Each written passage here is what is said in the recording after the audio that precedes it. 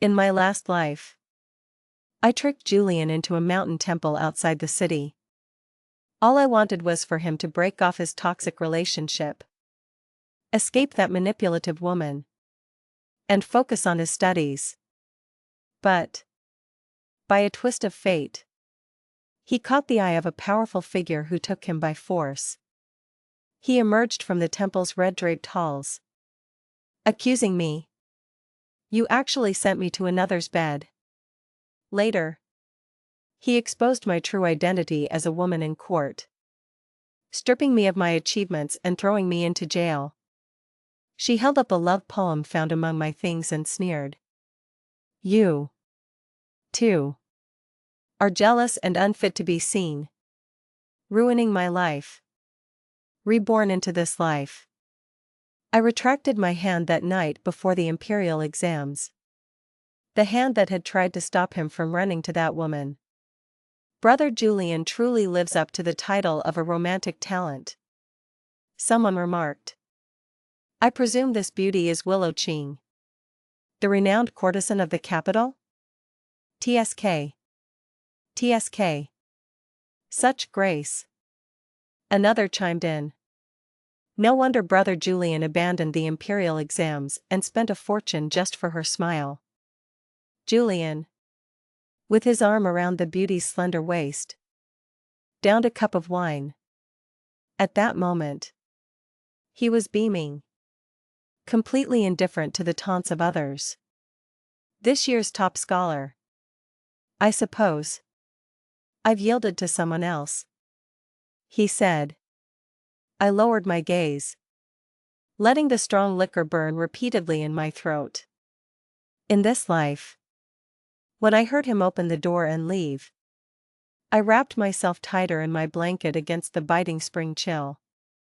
Julian, in a frenzy as if contemplating suicide, decisively abandoned the exam and bought Willow Ching's virginity at the brothel. After the imperial exams in my previous life, he cornered me at the entrance, demanding, "You almost killed her. If you hadn't stopped me, she wouldn't have been beaten black and blue trying to preserve her innocence." I couldn't be bothered to argue with him. "She's not a suitable match," I told him. "What you should be concerned about now isn't women, but how to answer the Emperor's summons." He chuckled dismissively. "That's something for you mediocre talents to worry about." I stared at him, astonished, as he pressed me against the wall. "Evan, I've known you for 10 years. And I never thought you could be so heartless," he said, his eyes full of disappointment as he looked at me. "For the sake of mere fame, you'd throw a delicate woman into eternal damnation? How cold-blooded. My affairs are none of your concern." He turned and left, leaving me collapsing to the ground. This time, I was determined to let Julian have his way. When he was scrambling for money to buy her freedom, I generously added to his funds. Watching the two of them, inseparable, I suddenly bowed to Julian. "I'm sorry," I said. I meddled. Perhaps love and power. Julian's lifelong pursuit was the former. Or perhaps, in his arrogance, he believed he could have both. "Evan, 3 years from now, I'll be number 1 in the imperial exams," he declared. My smile was tinged with coldness. "The next spring's exam will be heavily implicated in the parrot scandal," I replied. "Many will be permanently banned from taking the exams. Will you be an exception, Julian?" When the exam results were posted, I stood before the list. In my previous life, my mind had been in turmoil, and I had only managed to place 15th in the 3rd rank, barely making it into the Imperial Academy. Later, I was ostracized by my colleagues and spent a long time doing menial tasks. Julian, who was then the top scholar, showed no regard for our shared hometown, often mocking me. This worsened after he gained the princess's favor. I could only smile bitterly. After all, if it weren't for me, the princess and he wouldn't have had any entanglement. I had sown the bitter fruit myself, and I had to eat it. I stood at the 15th position of the third rank, searching row by row. First in the third rank. No. 50th in the second rank. Still no. 25th in the second rank. Still no. At this moment, my heart felt like it was tearing, and my palms were sweating. Evan. Did you see it? Julian pushed his way beside me from behind. Why are you here? He asked. Seeing my surprised face, he patted my shoulder and laughed. My good brother. How could I not come? Oh. I forgot. We're still old classmates now. My smile didn't reach my eyes. Didn't find it. I said directly. Maybe it's at the very end. Julian sighed, full of sympathy. It's all right, Evan, he said. If you didn't pass this time, I'll wait for you to try again in 3 years. Don't you believe in your brother's ability? I'll guarantee you a top spot then. He looked self-satisfied, his words like a light knife cutting my face. Why didn't you ask me to look over your exam before this one? I already had a guess. I turned sideways, avoiding his hand. Julian, I said. Do you really think that my being able to pass the provincial exam and get into the final palace exam is all thanks to you? Julian looked somewhat flustered, his eyes darting around. That's not it, he mumbled. I just wanted to help you. If I didn't know he secretly thought I was mediocre, I might have believed him. Looking at the direction Julian came from, it seemed my name wasn't on the list either. For a moment, I hesitated. Evan, you're the third-place scholar. You passed. A fellow student from my hometown excitedly waved at me. People clustered around me as I walked to the top of the list. My name finally returned to its rightful place on the Julian, meanwhile, was slowly submerged in the crowd, fading into obscurity. Before I left the capital with my mentor, Julian, having heard the news from who knows where, insisted on seeing me off.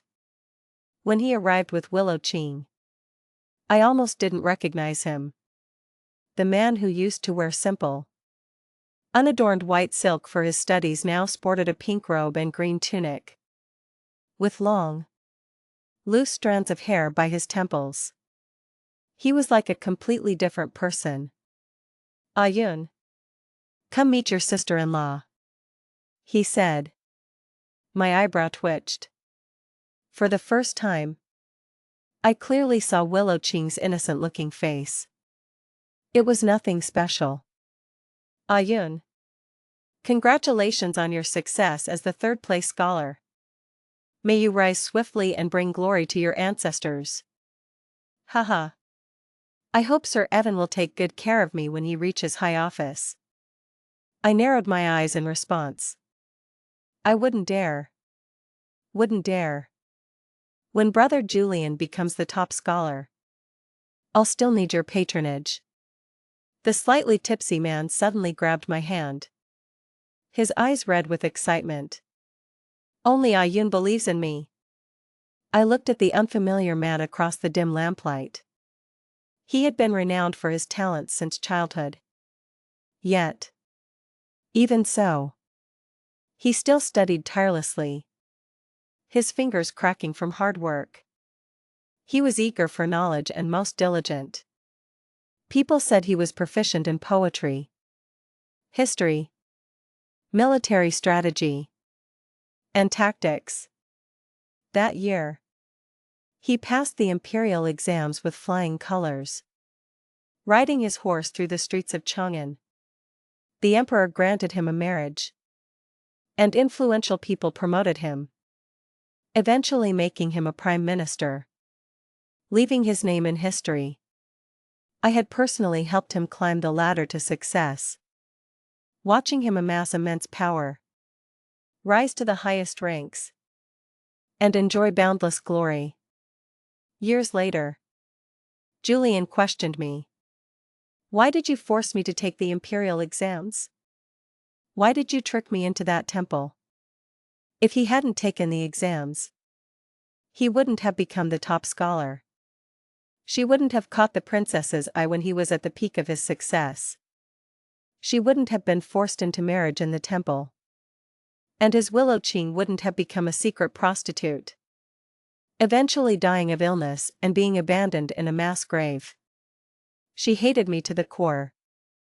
So, when she discovered I was a woman, she never thought of concealing it from me. I could recall countless times her venomous gaze, like a poisonous snake biting my neck, delivering a fatal blow.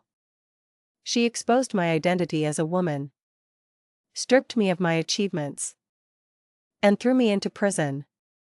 From then on, some soared to great heights, while others plummeted. That's when I realized I was wrong. From that night before the exams, forcibly keeping him in the academy, to preventing his secret rendezvous with Willow Qing, every single thing I did was a mistake. I still remember Julian escorting me to that mountain temple, smiling cruelly. Since you love meddling in others' lives so much, he sneered, this time, I'll grant you a husband. He pinched my face, telling me to look carefully at the temple gate. As I rode my horse past the city gate, the world stretched out vast and boundless. For a moment, it felt like a lifetime ago. At that time, I was confined to the back courtyard, counting the scattered clouds floating in the sky and the broken lines on the green bricks on the ground every day. My husband would scold me for not being as virtuous and gentle as other wives, for lacking charm. Gradually, he stopped coming to my room. However, whenever my husband was troubled by Julian, he would, quite shrewdly, come home and torment me. To exist like a walking corpse was all I knew. But my hands had also written poems that were sung throughout the capital. My policy essays had also received frequent praise from the current prime minister. My arrows could also pierce a target 100 paces away. A gentleman practices the 6 arts. So do I. And so, the position of being above others, I shall claim for myself. After settling my mentor in Green River, he invited me for a long talk. What kind of official do you wish to be? He asked. I sat upright, cautiously replying, a good official. I want power. I want to stand at a high place, looking down upon others. My mentor smiled serenely. It's easy to be a powerful minister, but difficult to be a good official. Evan. For these 3 years, as long as no trouble arises, your return to the capital will naturally be a smooth journey. But you and I have received the emperor's mandate, governing a region and receiving sustenance from the people. We must do something. Go walk in the fields. Perhaps you'll know what to do. I took the order to inspect the prefectures, packed a few books on natural history, and set off lightly. Although I knew in my heart that Green River would have smooth winds and calm waters, and its people would be happy and peaceful during these 3 years. As a new official, my 3 fires burned fiercely. I galloped after the morning sun, and lay by the clear creek, I walked through mountains and fields. Some common people toiled all day in the fields. Yet their stomachs remained hungry. There were thousands of acres of fertile land, owned by wealthy households, while the displaced turned into bandits. I walked through bustling cities, composing poems with literati, visiting famous mountains and historical sites. When inspired, I wrote articles that became widely circulated. I also helped merchants sell goods. Busy and driven by profit. The arrogance and contempt were surprising. I was shocked by the merchants I had never noticed before. Who lit up the city nights? The books I had read in the past transformed into my bones and spirit during those years. When the Luo River water soaked my socks, I felt as if I had just woken up. The Luo River and Green River had flooded in the 25th year of the Jingren era due to days of heavy rain, displacing countless people. And now, it was the 15th year of Jingren. My mentor's clear, yet profound gaze was etched in my mind. I thought I should do something. Under my mentor's command, I undertook water conservancy projects, overseeing agriculture and irrigation. After extensive surveys of Green River's waterways and canals, I reorganized the river system, believing in redirection rather than obstruction. I rushed between Green River's rivers and ditches, seeing how water droplets could divert floods. I widely built irrigation canals, drawing water for irrigation. I spent my days buried in official documents, either navigating relationships within the prefecture or checking water levels in the mud, while supervising irrigation affairs in the countryside. I unexpectedly encountered my teacher. He held a handful of wheat ears and carried a child who looked exactly like a New Year's painting chubby baby. "Evan, try this year's new wheat," he offered, as the rich aroma of wheat filled my taste buds. I knew even more clearly the path I had to take. When I was a child, the innocent voice of a young boy echoed in my mind, to establish a destiny for the people, to establish a heart for heaven and earth, to continue the lost teachings of the sages, to create peace for all generations. I took my teacher's hand, walked out of the field, and bowed deeply. On my day off, I invited my colleagues in the city for drinks to celebrate the completion of the Luo River Canal. After a few rounds of drinks, old stories inevitably came up. It was the first time in 3 years that I had heard Julian's name. At first, I couldn't even remember him. It wasn't until I heard about him abandoning the imperial exams that I suddenly realized. Speaking of which, this Julian and Sir Evan are from the same hometown, someone said. And they took the exams in the same year. You're the third-place scholar. With your mentor's support, your future is bright. But that Julian was arrogant, even boasting he'd be the top scholar. Truly a frivolous fellow. I listened closely, hearing a mix of various sarcastic and biting remarks. Among them, a cunning-looking man with a pointed mouth stood up, swaying, holding his wine cup. He dragged out his words. My esteemed colleagues, when I returned to Jianzhou to visit relatives this year, I heard about that Julian. He paused. TSK. TSK. He's quite something now. Everyone's eyes widened. Julian, as the most controversial figure of recent years in the current dynasty, his romantic affairs had always been a topic of conversation at banquets. And those with new information were often sought after, becoming the center of attention at gatherings. The man had milked the suspense enough. His eyes sparkled as he spilled the gossip that made everyone's ears burn. Our great talent, Julian. is now a lyricist at a brothel. At this, everyone burst into laughter. Every day, he's either intimately entangled with beauties or enjoying elegant pursuits, playing the zither and listening to music.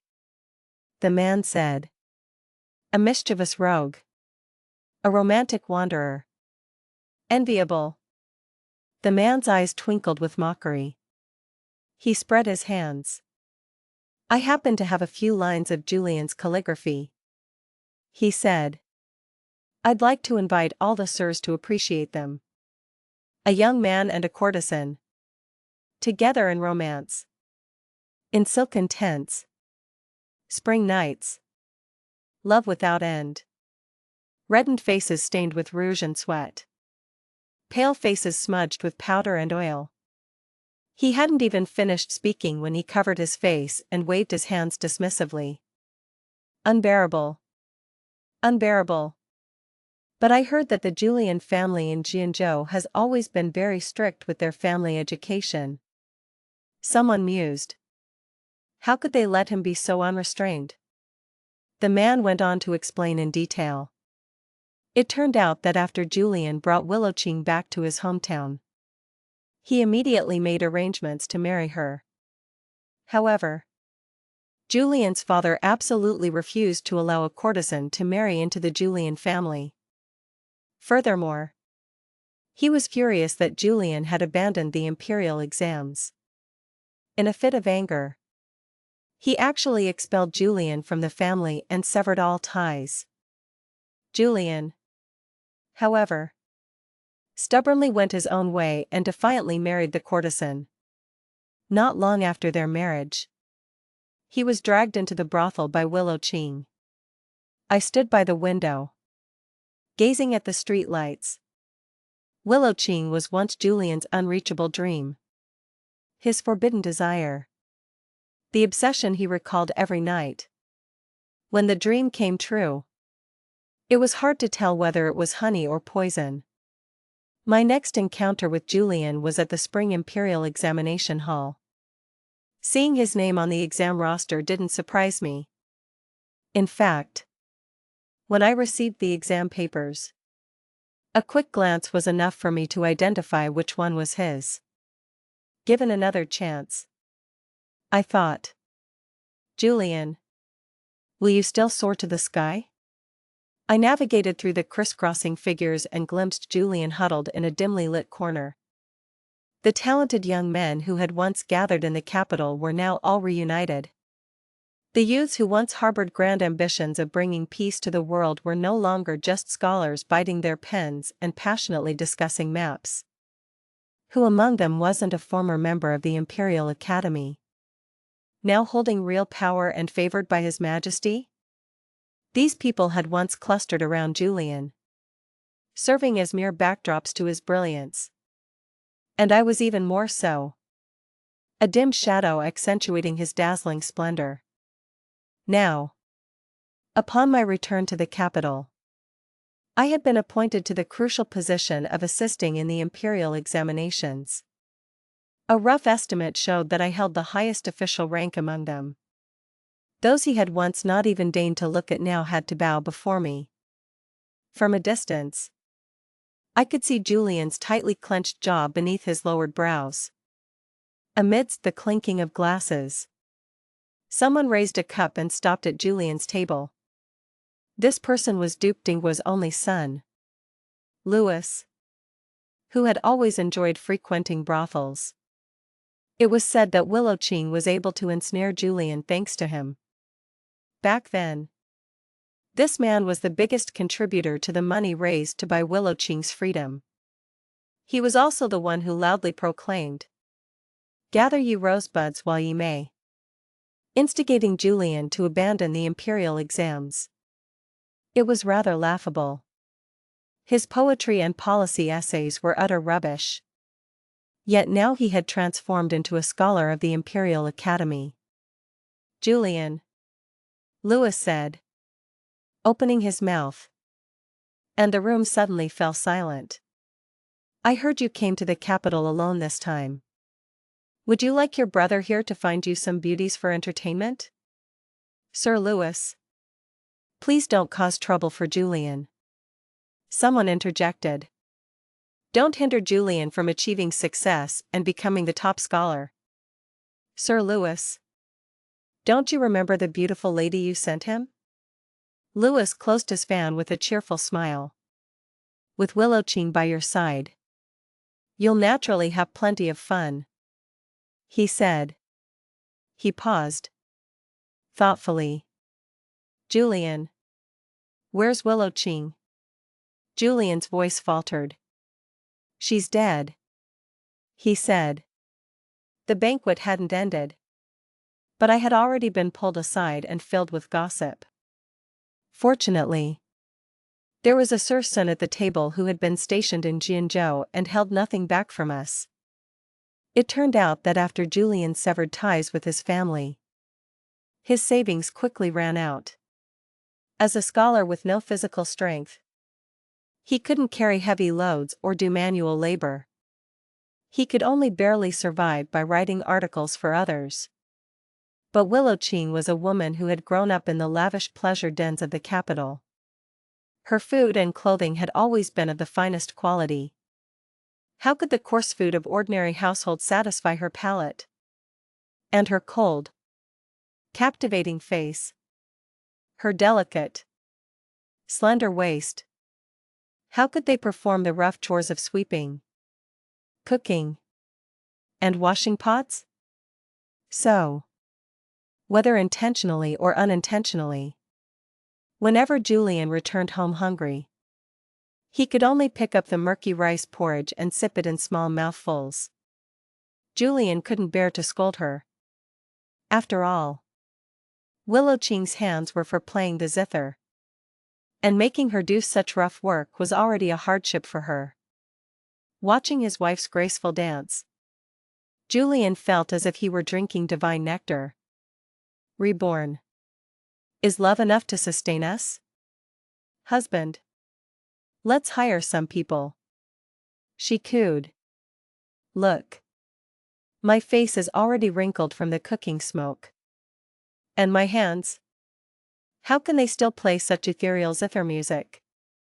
Her delicate voice entwined around Julian's ears. Julian looked troubled. It wasn't until Willowchin pulled out a few gold ingots from her purse that their lives suddenly became comfortable. Willowchin would occasionally produce some gold and silver, and Julian would accept it without hesitation.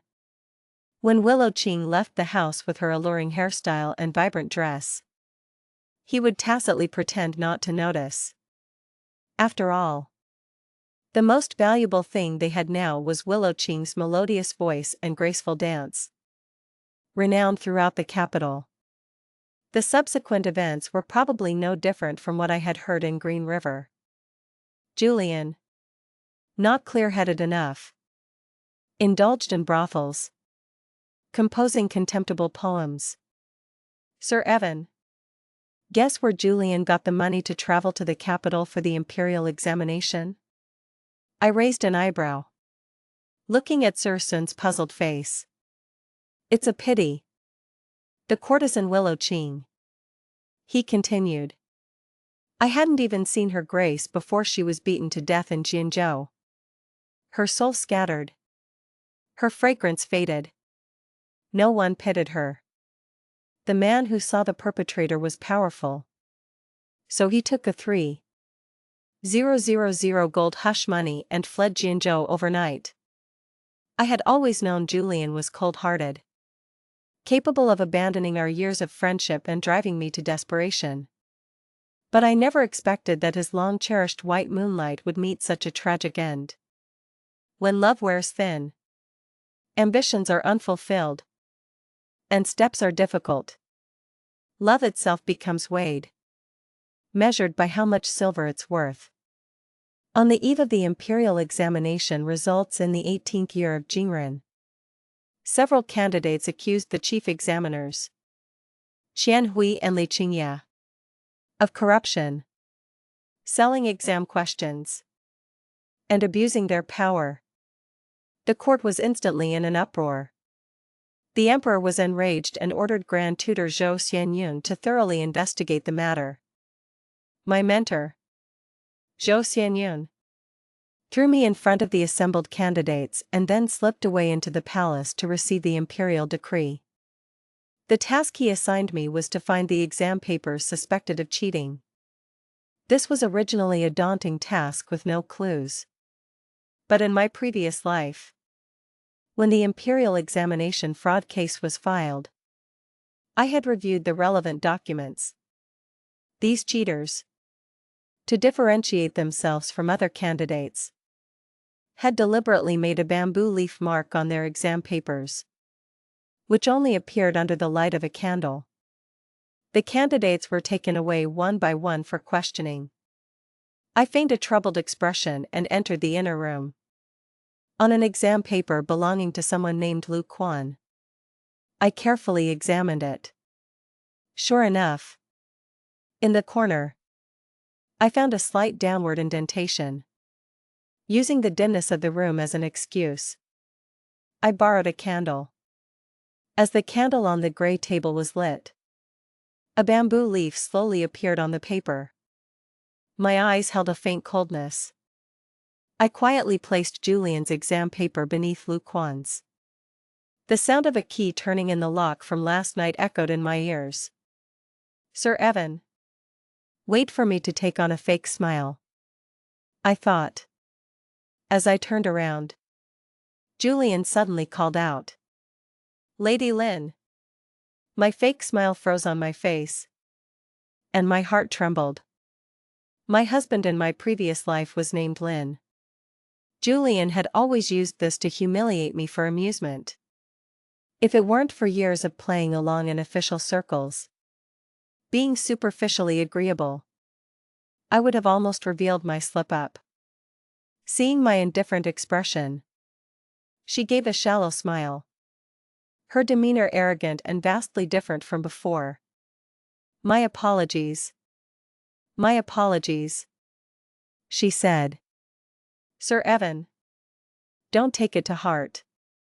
He looked at my official robes with a hint of a cold, knowing smile, his dark eyes flashing with surprise. Julian had been reborn. Then I must remove his qualification to enter the game. What storm could a mere commoner stir up? Evan, the level of these dozens of exam papers is indeed vastly different from usual, my teacher said, holding the stack of exam papers I had given him. They all uniformly bore the bamboo leaf mark. Most of the examinees were sons of powerful nobles, usually given to debauchery. Except for Julian. My teacher sighed, holding Julian's answer sheet, unable to bear looking at it further. His talent has run dry, he murmured. I kept my face impassive, my heart suddenly relaxing. The Julian of this exam was not the top scholar, the talented official, the powerful minister. He was merely a dissolute young man whose body had been hollowed out by wine and women. That night, these unruly young men confessed one after another. Even those who cried injustice were forced to admit their guilt under the Ministry of Justice's severe torture. Within 3 days, my teacher and I had thoroughly investigated the imperial examination fraud case. The principal offenders, Qian Hui and Li Qingya, were indeed guilty of selling exam questions and accepting bribes. They were immediately executed. As for the cheating candidates, regardless of their family background, they were all permanently banned from taking exams. The emperor was overjoyed and promoted me to Vice Minister of Justice. I was only 23 years old at the time. Sir Evan, do any of these young men catch your eye? Over the years, you've solved many strange cases, quelled the rebellion in the northern border, and saved His Majesty from treacherous officials. Your achievements are outstanding. But you've never had anyone to serve you by your side, which isn't a long-term solution. I stiffened my neck. feeling uncomfortable, my gaze sweeping over a group of handsome and imposing young men. The men my eyes fell upon visibly flinched. "I'm not fond of men, Your Highness," I replied. Princess Qingyang's eyes smiled, yet held an air of authority, her lips curving with slight amusement. "A few days ago, the warriors I sent you. You didn't even give them a second glance," she said. "These young men were all handpicked by me. Yet you remain unmoved." The princess's eyes held a hint of pity. "Ah Yun. In front of me. You don't have to be so reserved." With a wave of her hand, a group of handsome or aloof young men surrounded me. This was truly like a spider demon falling into Tang Monk's cave. Who knew who would devour whom? My face was full of difficulty. For the first time since the incident, I felt helpless. Her smile deepened. She dismissed everyone and sat close to me. "Ah Yun. This isn't the capital," she said. "You and they are but fleeting encounters. Once it's over, you'll never cross paths again.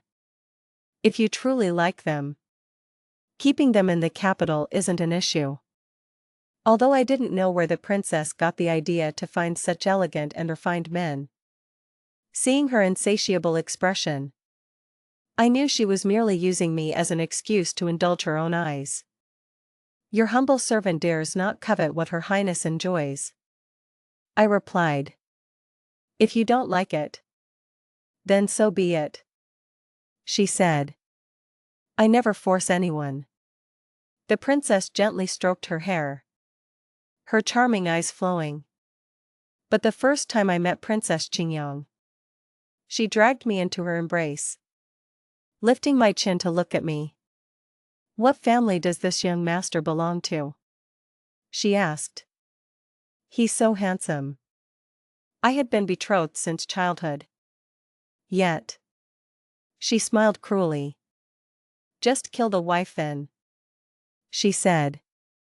Just like in my previous life, when she forced Julian into marriage in the temple.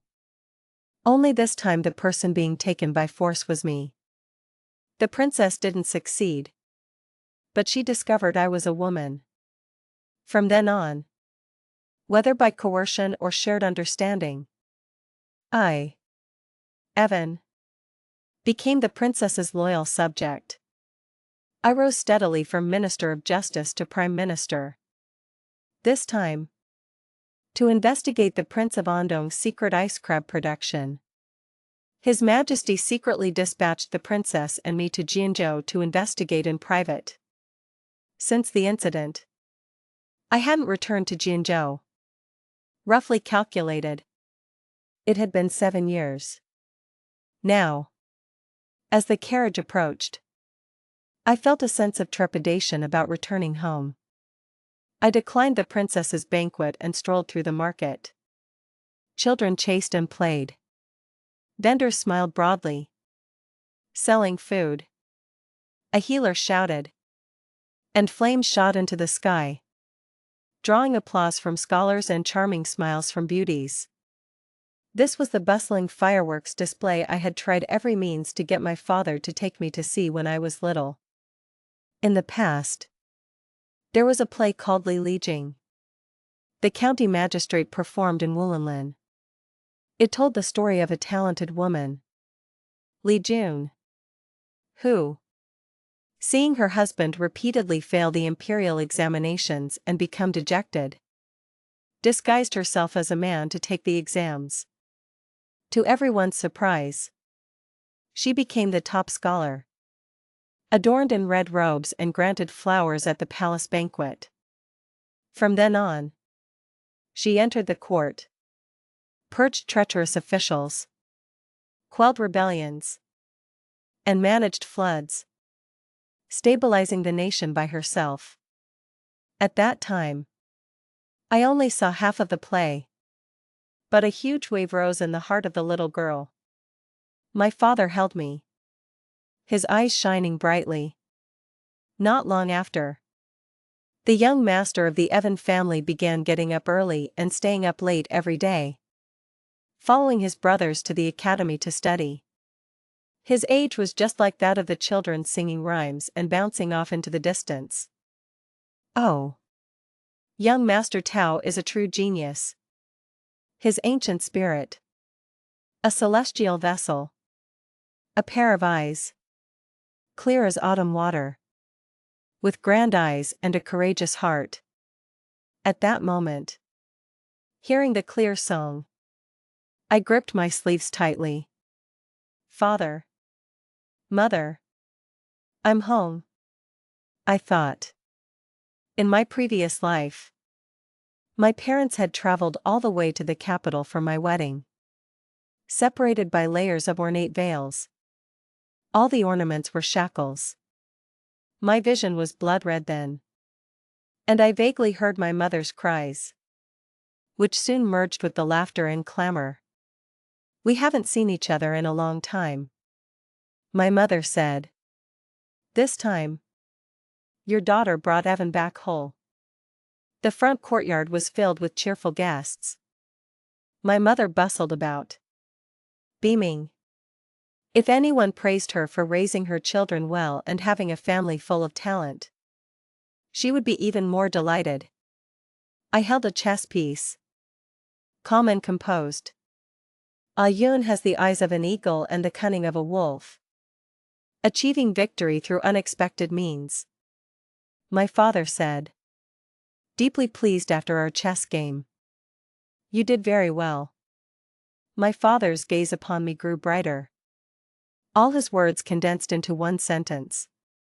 My mother rushed over, impatiently glancing at the men. What's so good about it? She grumbled. You didn't see the long scar on her chest. What will happen later? I touched my chest, feeling a faint sting. Mother. This is not my blemish, I said. It's my medal. I gained a lot from taking this sword for the emperor. My mother smiled, a glimmer of tears in her eyes.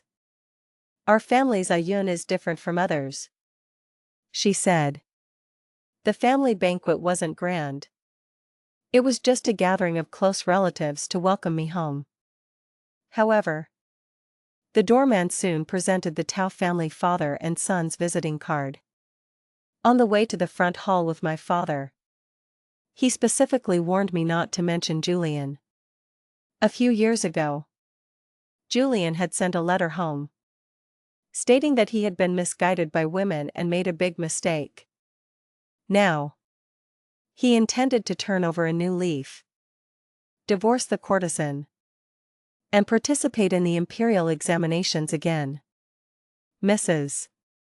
Tao, holding the news she had longed for day and night, heard that Julian had already gone to the capital for the exams, and that if he didn't pass, he would be too ashamed to see his parents. This child was too eager for quick success, she lamented. He actually got caught up in the cheating scandal. Julian's father, a man of integrity his whole life, was disgraced by this. Julian's mother was so angered that she fell ill and refused to see him again. Julian's father led a young boy, his smile merely skin deep, seemingly seeing someone else in my eyes. I understood in my heart. The young Master Tao in the song was probably this young boy. It seemed I had worried too much. To climb a tall building requires a lifetime of effort, but to fall down takes only an instant. Young Tianqing, come meet the Prime Minister, he said. The look in his eyes as he gazed at the child was one I had seen before, desperate hope, an enduring vigil. The child was expected to become a star that illuminated the sky. Standing atop mountains, looking down upon all living beings. The Tao family had chosen a new seed, meticulously nurturing him, building momentum with gold and silver. just waiting for the day he would sprout, grow into a towering tree, and shelter the family. And that crooked, horizontally broken withered tree would slowly turn to ash and scatter into the world. Little Tianqing. The road ahead is long, I said. I'll wait for you in the capital. At the Zhou family banquet. The princess looked down from her elevated position, her interest rather low. The soft strains of music lulled everyone into drowsiness. In my hazy state, I almost thought I saw Julian's cold, stubborn face. It wasn't until a man in green robes danced forth with a sword, his posture tall and elegant, his face filled with anticipation. The man's eyes were like a mist, hard to decipher, yet alluring, drawing one to scrutinize them closely. Princess Qingyang narrowed her eyes with interest, causing me to break out in a cold sweat. He was too similar. His attire and demeanor were exactly like the day I tricked her into the temple. Even the slight furrow in his brow was identical. Julian danced his sword before the princess, feigning reluctance, cold and arrogant. She always knew what kind of man the princess liked. Even if he offered himself, he had to play hard to get. But she had once insulted me, pushing her onto this path of calculated schemes, hating me for ruining her perfect love. At first, when the princess offered power and wealth, she discarded them like old shoes. Now, however, she painstakingly schemed, wishing only to gain a glance of favor from the princess. Julian's sword dance was finished, and she nonchalantly sat beside the princess, pouring wine. But her body radiated joy, unable to hide it. Her hand trembled, and she accidentally spilled wine on the princess's chest. Staring at the princess's slightly tipsy face, she was about to help the princess to the inner chamber to change. But a sword pressed her to the ground. Princess Qingyang looked thoughtful. If I had met you a few years ago, she mused, I would have tied you up and brought you home. But now, I find you to be nothing special. Julian smiled bitterly, utterly unwilling. Princess, look at me, he pleaded. I don't believe you feel nothing. Princess Qingyang's expression turned sharp. She kicked Julian to the ground. How dare you presume to guess my thoughts? Get out. The man begged bitterly but was still thrown out. To desire and not obtain certainly leaves a lifelong regret. But in this world, it's never easy to have both. However, one generation is a lifetime. When I returned home from the magistrate's office, I happened to pass by the academy where I used to study. The academy gate was still open, so I decided to go in and take a look. In the darkness, someone was cursing in a low voice. That cheap father. What is he saying? Princess Qingyang? Wasn't she once under me too? How dare she? How could she refuse me? Julian gnashed his teeth, his eyes bloodshot. He was completely delirious, spewing foul language. A surge of resentment rose within me. I accidentally tripped on a step. Evan, I heard him say. I recoiled a step. Julian's clothes were open, and a chilling, mocking smile spread across his lips.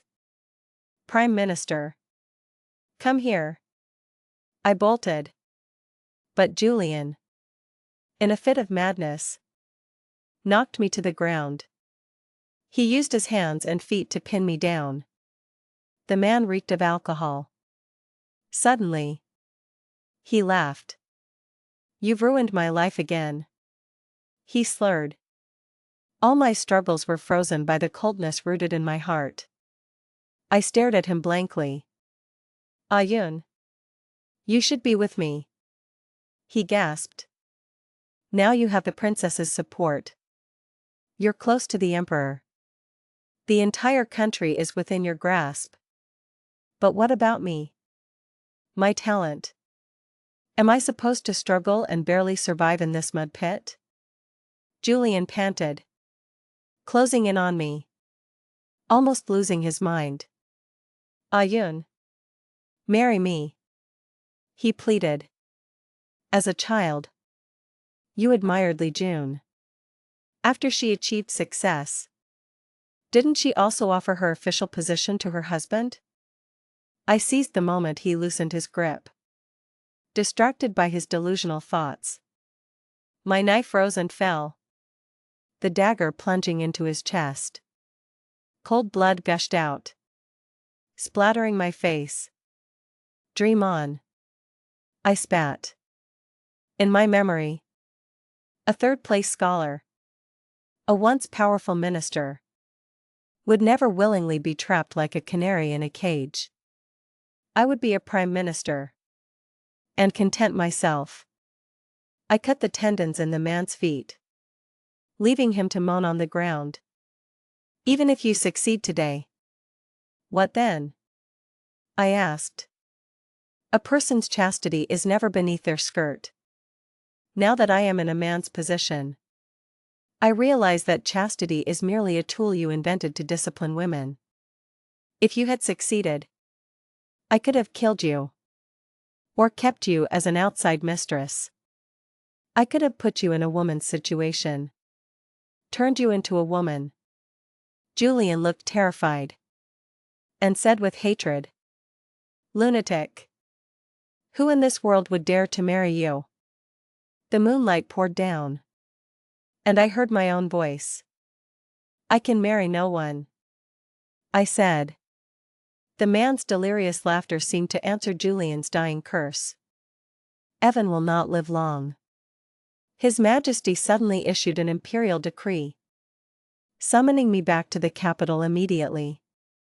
The eunuch delivering the decree came with a retinue of soldiers, refusing to reveal a single word of the edict. At that moment, Princess Qingyang and I were leading our troops in two directions, one to suppress the Prince of Andong's mansion, capturing the prince and his followers alive, and the other to round up the ironworkers hidden outside the city who hadn't managed to escape. Princess Qingyang, clad in armor and wielding a sword, was majestic and imposing. She breached the mansion gates with crushing force, subduing the rebels. Looking back on horseback, the princess's gaze swept over the mountains, full of profound meaning.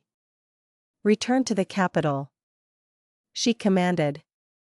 At this moment, Princess Qingyang was no longer the arrogant, debauched royal noblewoman. The burning ambition she had hidden deep within her due to her female identity now revealed itself. There was a sense of awe-inspiring power to conquer the world. Evan. The day has finally come, I thought. I stepped into the palace hall dressed in a woman's official robe. Like a sudden spark, the entire hall erupted in an uproar. The emperor's eyes were dark, a violent aura forming a black cloud around him. An old minister on the dais leaped up, attacking. How dare you? Evan! He bellowed. Disguising yourself as a man. Deceiving the emperor. Corrupting the court. You deserve death. Immediately, men pointed at me, denouncing me with moral principles and heavenly laws. Evan. Because she is a woman. She entered the court and deceived the emperor. Apart from that, my success in the imperial examination was entirely due to my talent. I retorted. Your Majesty. In this court, men with achievements like mine are all ennobled as marquises or prime ministers. bringing glory to their entire families. But why? When I do these things, must I suffer the charge of deceiving the emperor and corrupting the court? The court was immediately speechless. The officials knelt, all wishing me dead. The emperor pursed his lips, saying regretfully, "Evan, it's a pity you're a woman." The emperor said, "It's a pity I am a woman, unable to display my talents." My smile held a touch of defiance. "But I am grateful to be a woman," I countered. "From now on, this court will no longer be solely male-dominated. A woman will also stand here." I removed my official hat, my dark hair falling loose. "You are simply afraid," I declared. "Afraid that a woman might go higher and further than you." A white-bearded official bristled. "Blasphemy! You have defied moral principles, defied the heavenly way. You deserve to be struck down by heaven and earth." The elderly man closed his eyes, foaming at the mouth. "How can a woman?" I tilted my head slightly, a scornful smile on my lips. "Henceforth, if there is no torch, I shall be the only light," I vowed. "In the future, more women will stand here. People will no longer discuss whether women can be officials, but rather compare whether men or women make better officials. A single spark can start a prairie fire. What they fear has never been just me alone holding office. They fear thousands upon thousands of women, confined to their boudoirs, trapped in household squabbles, suddenly entering the court. They fear these women discovering that besides sewing, embroidering, bearing children, and spending their lives bickering over men, imprisoning themselves in the inner chambers, they can also spread their wings like swans, soaring into the court and changing history." The officials were furious, wishing the jade tablet in their hands were a sword to make my blood spill on the spot. A lowly vice minister actually wielded the jade tablet like an egg, throwing it at me. It was utterly ridiculous. Presumptuous. My mentor crawled forward, kneeling. "Your Majesty, although Evan's crime is heinous, Your Majesty has always been lenient and ruled with benevolence. Please, Your Majesty, consider Evan's years of service as an official, having committed no major mistakes, and spare her life." My mentor bowed deeply, his forehead hitting the ground repeatedly, each thump echoing in my heart. "Your humble servant wishes to resign," he continued. "I only beg Your Majesty to spare my student's life." My heart felt a fervent warmth that words could not express. The emperor sighed slightly, his tone already softening. "Grand Tutor, please tell Evan," he began. "You saved my life. I remember your meritorious service to the nation. How you never slacked in serving the country and its people. I can spare you from the death penalty." I was startled, looking up at the emperor. He surveyed the entire hall, deep in thought. "I want you to marry," he declared. "Find someone in this hall. Marry immediately, and I will release you. I will bestow upon you wealth and glory, making you the Lady of Rongwa. From then on, you will enjoy boundless wealth and power." I smiled faintly. "I refuse," I said. "Evan is willing to die to ignite the desire for learning in all women under heaven." The court argued endlessly. The princess and my mentor desperately protected me, while a group of sanctimonious gentlemen passionately desired my death. Immediately, a war of words erupted, threatening to escalate. I was also imprisoned. waiting for the emperor's verdict. When the princess came to visit me in prison, I was holding an imperial brush, lost in thought. Ayun, you're quite leisurely in this prison, she remarked, leaving us outside to endure the criticisms of literati and officials. I took the voluminous articles from the princess's hand. They were filled with historical examples of women fighting on battlefields and participating in government. Isn't this exactly what your highness wants? I asked. Your humble servant is willing to be the pawn for her highness to cross the river, stirring up the waters first. The prison was cold and damp, with a chilling light filtering through the skylight, blurring the edges. Only my resolute eyes remained. His Majesty was sickly and childless. Princess Qingyang possessed the talent to govern the world. And naturally, she also harbored the ambition to seize the throne. Rather than constantly treading on thin ice, mingling among men, I yearned to earn the merit of supporting a new dynasty, exchanging my robes for red ones, and establishing myself in the court. Ayun, you are my right-hand woman, the princess said. I will certainly not forget you. Now, the palace guards are all our people. You must act according to the situation. It's just that I must ask you to endure a little longer until I come to pick you up. I bowed deeply, bidding farewell to the princess. The rustling wind tugged at my sash. Between life and death, I had only one gamble. The days in prison passed one by one. The jailers patrolled undelivered meals day after day. No one interrogated or tortured me. Nor did anyone release me or lead me to execution. No one even brought me news. Time passed very slowly. And also very quickly. The biggest event was when I turned over and accidentally crushed my cellmate Mouse's tail, which led him to punch and kick me, completely disregarding our shared living space. And then there was the continuous 4-day downpour, swallowing and submerging all light. Water soaked the smelly straw, leaving both me and my mouse companion nowhere to hide. When the first ray of warm sunlight fell upon my knees, someone hurried from afar. Prime Minister! The person exclaimed, falling to their knees before the prison bars, their eyes red. The Prime Minister's great talent. I was still bewildered when I saw the princess, clad in imperial yellow robes, holding a blood-stained scroll of cloth.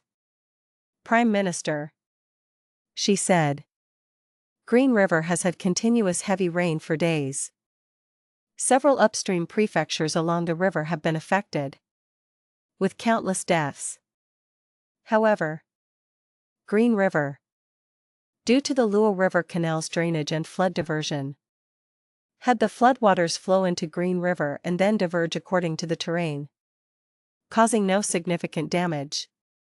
The people of Green River unanimously praise your water management achievements. Hearing of your imprisonment, they even wrote blood petitions to ensure your safety. Princess Qingyang bowed, holding up the cloth with both hands. Your Majesty has pardoned you, she declared. Do not disappoint the hopes of the people. The days I had spent in the mud, traversing mountains and rivers, and encountering countless setbacks, suddenly shone brightly. This servant thanks His Majesty's grace, I said, with a slight smile. The princess has arrived, I thought. The princess led me out of prison, her heart filled with joy. Evan, the path ahead is long, she said. This vast land and its rivers still await you and me to appreciate together.